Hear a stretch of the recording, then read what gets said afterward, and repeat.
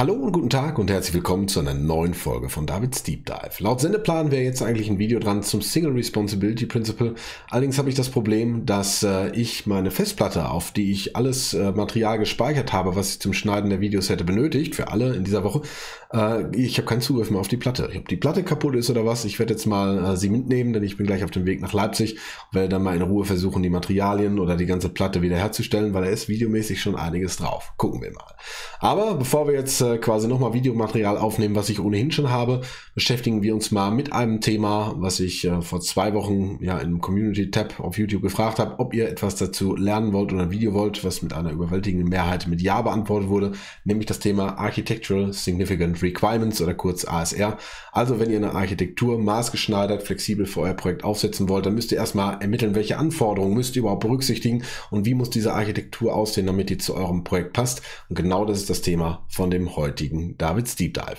Mein Name ist David Thielke und auf diesem YouTube-Kanal geht es um die Themen Softwarequalität, Softwarearchitektur und alles, was Spaß macht im Bereich der Softwareentwicklung. Wenn du den Kanal so noch nicht abonniert hast, dich für das Thema interessierst, dann solltest du das jetzt machen und wenn du das Glöckchen aktivierst, dann verpasst du auch kein Video mehr. Was machen wir heute? Wir werden uns jetzt gleich mal anschauen, wie wir diese sogenannten ASR, Architectural Significant Requirements, ableiten können.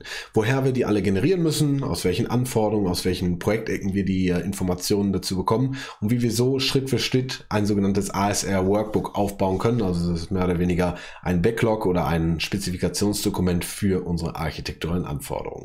Ein super, super wichtiges Thema, aber leider ist dieses Thema ganz selten irgendwo wirklich explizit beschrieben und gezeigt, wo man die Informationen überall herholen muss. Deswegen, wenn ihr Architekt seid, Architekturenverantwortung habt und Architekturen aufsetzen müsst, dann ist dieses Video genau das Richtige für euch. Ich würde sagen, wir verlieren jetzt nicht viel Zeit. Nach dem Intro geht's los. Viel Spaß.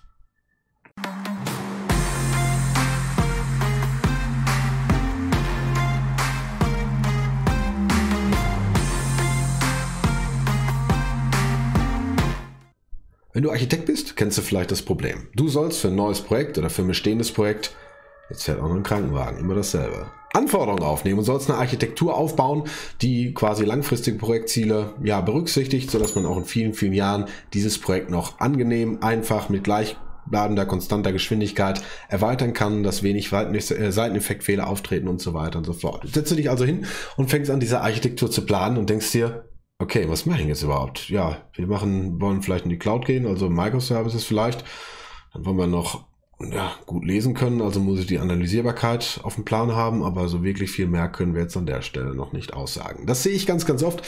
Ich betreue in Projekten sehr viele Softwarearchitekten und coach diese Softwarearchitekten und immer wieder merke ich, dass die Softwarearchitekten ganz, ganz große Probleme haben, überhaupt erstmal zu ermitteln, was sind denn die Anforderungen an mich, an meine Architektur, die ich zu erstellen habe, die ich jetzt in diesem Projekt berücksichtigen muss, und das sorgt immer wieder für haarsträubende Fehler im Projektverlauf und auch immer wieder für sehr, sehr schwierige Starts in solchen Projekten, weil irgendwann dann, wenn die Anforderung ganz, ganz offensichtlich wird, ist es meistens schon zu spät und dann hat man eine ganze Menge an Geschwindigkeit verloren. Deswegen machen wir jetzt mal so einen ganz groben Überblick darüber, wie wir diese Architectural Significant Requirements ermitteln können und welche Quellen es überall gibt. Dazu schalte ich mal eben kurz auf meinen Monitor.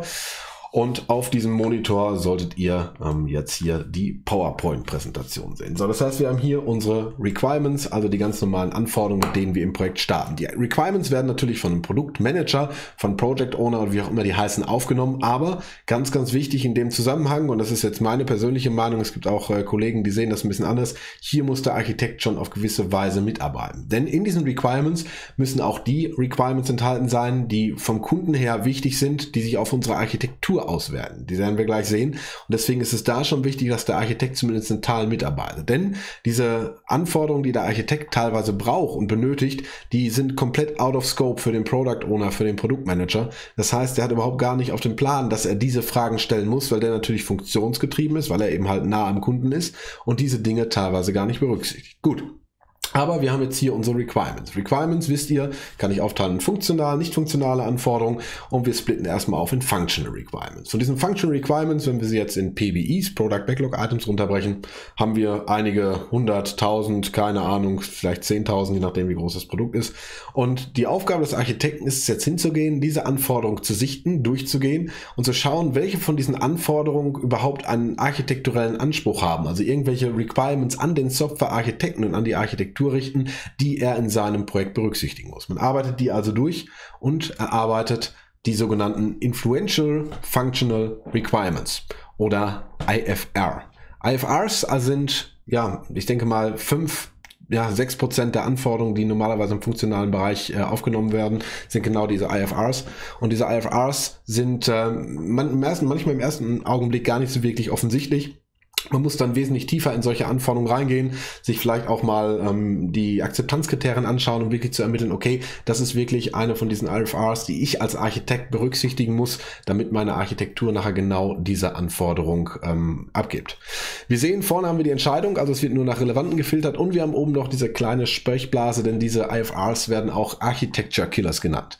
Einfach deshalb, weil wenn wir eine Anforderung haben, eine funktionale Anforderung, die der Kunde direkt gegeben hat, wie zum Beispiel, keine Ahnung, wenn ich jetzt eine App habe als Bestandteil meines Systems, muss diese App offline fähig sein, als Beispiel, und sich dann nachher wieder damit synchronisieren, dann sind das wirkliche Killer für unsere Architektur. Das heißt, wenn unsere Architektur, die wir nachher im Nachgang entwerfen, diese Funktionalität nicht sicherstellen kann, dann haben wir ein großes Problem, weil dann können wir mit unserer Architektur die Projektanforderung nicht zufriedenstellen und dann haben wir als Architekt auf jeden Fall schon mal was falsch gemacht.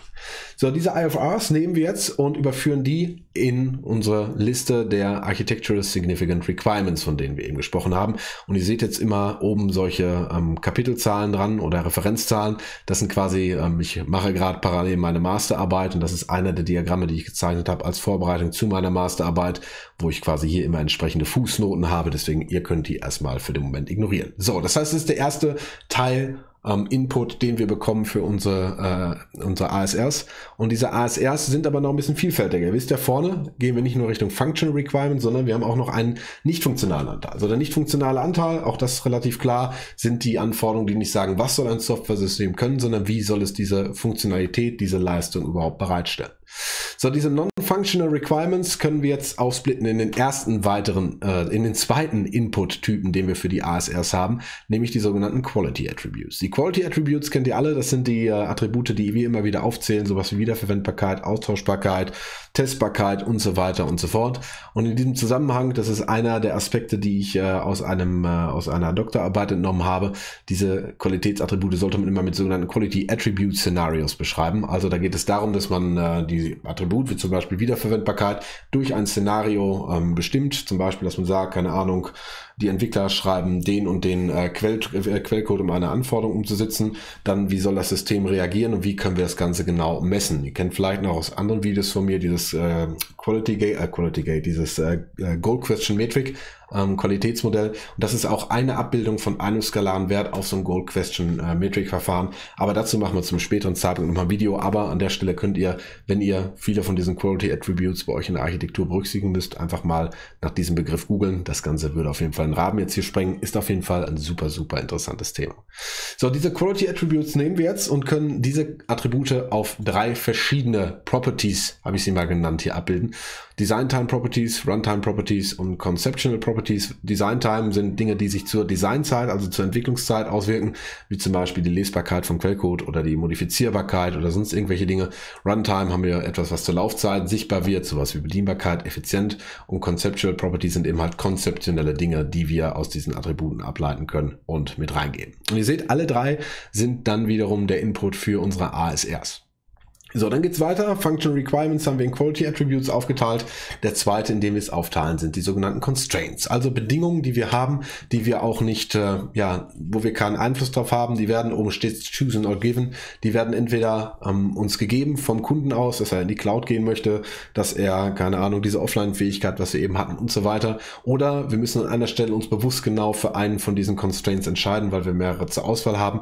Wichtig auf jeden Fall, dass wir sie entweder wählen oder sie uns vorgegeben haben. Aber wichtig ist, wir müssen sie alle auf dem Plan haben, weil wir erstmal wissen müssen, okay, welche Voraussetzungen hat der Kunde denn? Also was genau ist was ist given von unserem Kunden? Was hat er für Vorstellungen, für Zielvorstellungen? Soll das auf mobilen Endgeräten laufen, auf Smart TVs? Soll das in der Cloud laufen? Soll das on-premise laufen? Was auch immer. Und daraus ergeben sich dann zwei verschiedene, nämlich einmal die Technical Constraints und die Business Constraints, also Technical Constraints an die Infrastruktur zum Beispiel und die Business Constraints hinsichtlich dem Teil, den wir bei den Business-Anforderungen berücksichtigen müssen.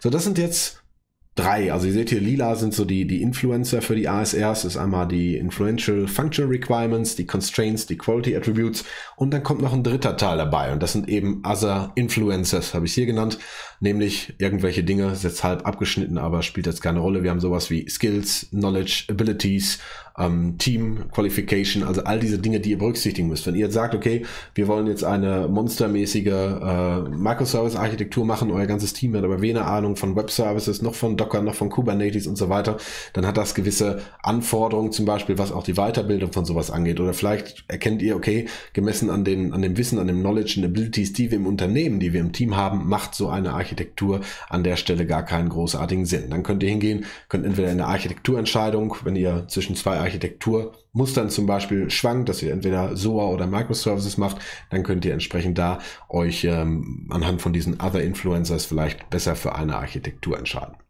So, und diese ASRs, die wir dann dort sammeln, die wir dort kombinieren, das ist dann quasi genau unser Ziel und daraus generieren wir dieses ASR Workbook, also dieses Architectural Significant Requirement Workbook, was am Ende des Tages so etwas ist wie ein Product Backlog, in dem ihr quasi eure Architectural Significant Requirements aufgenommen habt. Ganz wichtig, ihr seht das jetzt hier, das ist zwar so ein bisschen wasserfallmäßig runtergeschrieben, aber es ist natürlich so, dass das Ganze schon in einem agilen Kontext steht. Die meisten Teams, die wir uns heute anschauen, entwickeln alle mit Scrum oder Kanban oder irgendwas in der Richtung. Und die haben natürlich einen kontinuierlichen Fluss an neuen Anforderungen, der vorne reingeht. Und dieser kontinuierliche Fluss der neuen Anforderungen, der PBIs, die da reinkommen, Iteration für Iteration, geht hier immer weiter rein und er liefert mir neue ASRs und ASRs, die ich entsprechend anpassen muss.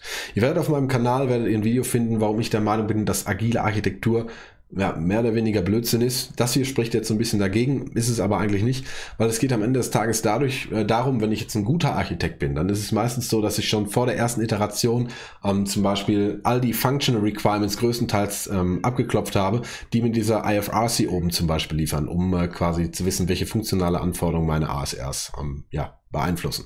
Genauso gut kann man als guter Architekt schon Constraints im Vorfeld absehen. Das heißt, ich weiß schon, ich habe technische und Business Constraints in diesem Bereich. Wenn ich dann gezielt danach frage und Interviews führe, dann kann ich die meistens schon rausfinden. Das gleiche gilt auch für die Quality Attributes. Die Quality Attributes sind meistens nicht schon Gott gegeben, aber sie lassen sich relativ einfach durch Fragetechnik auch von den Non-Functional Requirements, die ich vorne mitgesammelt habe mit dem PO oder mit dem Produktmanager, relativ einfach bestimmen und die Influencers hier zu bestimmen. Also wenn ich mein Team kenne oder das Team vorher schon interviewen kann, mit dem ich arbeiten kann, lassen sich auch diese Dinge ausarbeiten. Das heißt, gerade am Anfang ist so ein Architekt an der Stelle eine ganze Menge zu tun. Ihr seht auch, es ist viel Kommunikationsaufwand, ist ja auch ein großer Bestandteil des Architekten, was er machen muss. Aber wenn dieses ASR Workbook einmal steht, dann ändert sich das nur ganz, ganz, ganz geringfügig und wenn sich da mal etwas dran ändert, dann sind das meistens ganz marginale Anpassungen innerhalb von der Architektur und ich habe selten erlebt, dass wir einen Riesenshift in der Architektur haben, es sei denn natürlich mal, irgendwann entscheidet sich ein Kunde beim langlaufenden Projekt, oh, wir müssen jetzt trotzdem Richtung Cloud gehen oder wir müssen trotzdem plötzlich nicht mehr 100 Clients unterstützen, sondern 10 oder 20.000, dann ist es natürlich ein größerer Shift, aber ehrlich gesagt, das passiert in der Realität ganz schön selten, dass man sowas hat. So. Was haben wir jetzt gesehen? Was haben wir gemacht? Das ist etwas, was ihr euch auf jeden Fall einbläuen müsstet. Das ist jetzt schon ein bisschen manchmal so ein Aha-Effekt. Das ist jetzt aber nichts, was euch komplett aus der Bahn werfen sollte. Ich denke mal, wenn ihr euch überlegt, okay, woher bekomme ich meine Anforderungen, die ich für die Architektur brauche, werdet ihr sowas hier auch schon im Kopf gehabt haben. Aber der Punkt ist, das ist mal ein expliziter Weg von den Stellen, an denen ihr eure Anforderungen abgreifen könnt. Wenn ihr hingeht und jetzt ein neues Projekt macht oder auch schon ein bestehendes Projekt am Laufen habt, geht einfach mal hin und nehmt dieses Bild, was wir eben gezeigt haben, als so eine Art Checkliste. Das heißt, geht mal hin und überprüft mir alle Wege, ob ihr das auch genau gemacht habt, ob ihr es richtig gemacht habt, ob ihr auch genau all diese, Business Constraints, Technical Constraints, was wir eben hatten, oder diese Design Time Properties, die Runtime Properties und Conceptual, ob ihr die auch alle berücksichtigt habt. Das ist immer so meine Art Checkliste, die ich durchgehe, bevor ich bei Kundenprojekten anfange, weil damit ich in der Vergangenheit immer sehr, sehr gut gefahren bin und das eigentlich schon mir upfront es ermöglicht, eigentlich alle Informationen, die man braucht für so eine stabile Architektur zu sammeln. Nochmal, die sich natürlich im Laufe des Projektes hier und da ändern können, aber das ist nun mal der Preis, den wir mit der Agilität zahlen müssen. Aber mit diesem Weg und mit diesen Checklisten-Style, den ihr habt, könnt ihr am Ende des Tages nichts falsch machen. Das ist jetzt mal so meine Ansicht oder meine Herangehensweise, wie ich Architekturanforderungen aufnehme und wie ich Architekturanforderungen aufbereite. Und heute ist die Episode mal ein bisschen kürzer, aber mich würde natürlich interessieren, wie macht ihr das? Wir haben ja viele Architekturinteressierte dabei. Wie ermittelt ihr eure architekturrelevanten Anforderungen? Macht ihr das auch so? Sind hier ein paar Dinge bei, wo ihr sagt, wow, das wusste ich gar nicht, da habe ich gar nicht dran gedacht. Lasst uns mal in den Kommentaren darüber diskutieren.